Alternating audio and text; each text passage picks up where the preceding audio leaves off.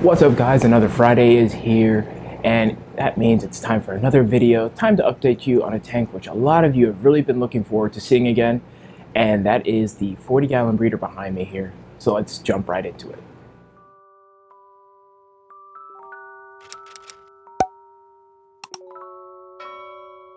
So this is my South American themed 40-gallon aquarium, which has been up and running a little over 6 years at this point.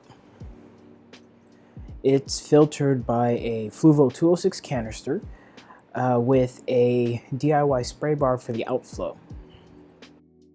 For a while I did have a longer spray bar along the back of the tank, but the fish seemed to not be much of a fan of the higher flow, so I decided to change it back to this smaller one, which I had in there originally.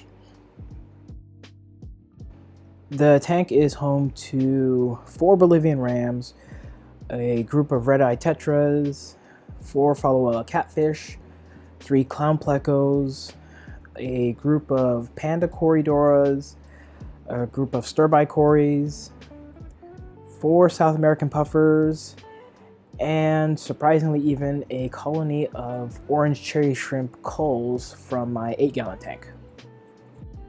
I originally only had 2 puffers in the tank, and then one of them died a few years back.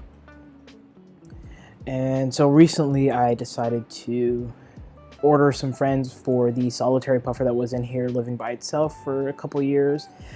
So I got 3 more in.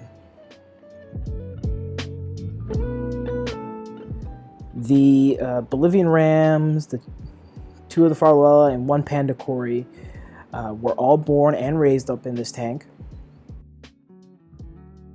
The panda cory was a surprise that kind of just popped up one day. The pandas are always spawning in this tank, and one of their eggs made it, survived, and is now living among the rest of the school.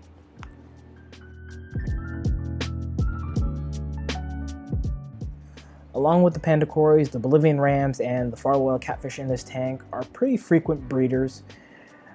Usually the Bolivian rams and Farwell spawn every 2 to 3 weeks, and the panda cories are pretty much every 3 or 4 weeks at this point.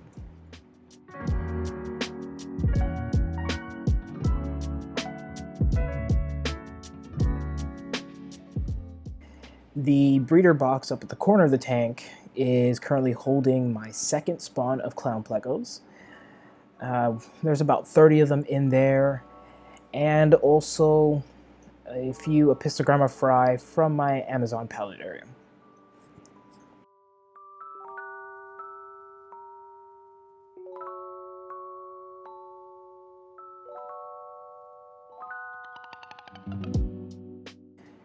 The plants that are growing in this tank are Potamogita ngayi, Kabomba carolinea, or green kabomba, a red melon sword, I believe it is at this point, and I've also recently added in some Vallisneria, which is kind of really filling out the tank.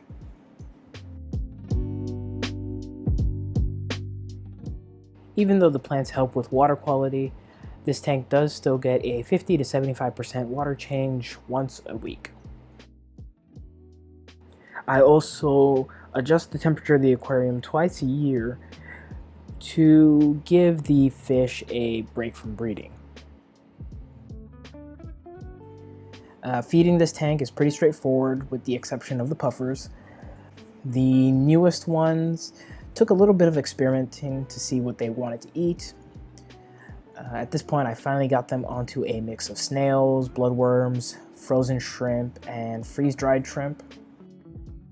One surprising thing though, one day when I was feeding the rest of the fish their Hikari Vibrobites, I noticed that 2 of the puffers were actually going after them as well. So at least those 2 are also getting that as a supplement to their diet.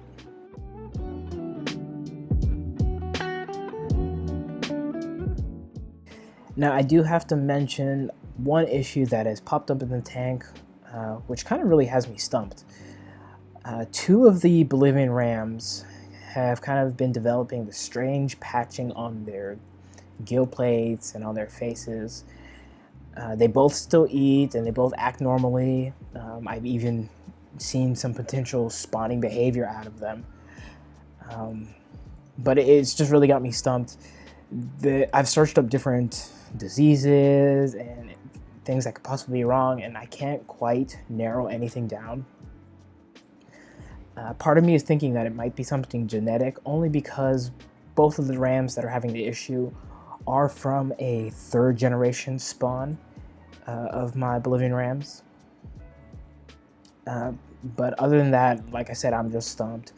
If anyone has seen something like this before and has some ideas on either how to treat it or what to do, go ahead and drop it down in the comments now, because like I said, it's really got me stumped.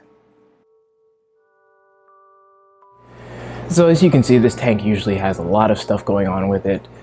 It is definitely going to always be my project tank, my main breeding tank. Just everything is kind of always in flux with this tank. Sometimes for the best, sometimes for the worst. But anyways, that's going to be it for today. Remember to hit that like button, subscribe for more. I definitely have a lot more videos in the pipeline, including a new breeding project I'm going to be starting up soon, and a tank I got some inspiration to change up a bit. So stay tuned, and as always, I'll see you in the next Friday video.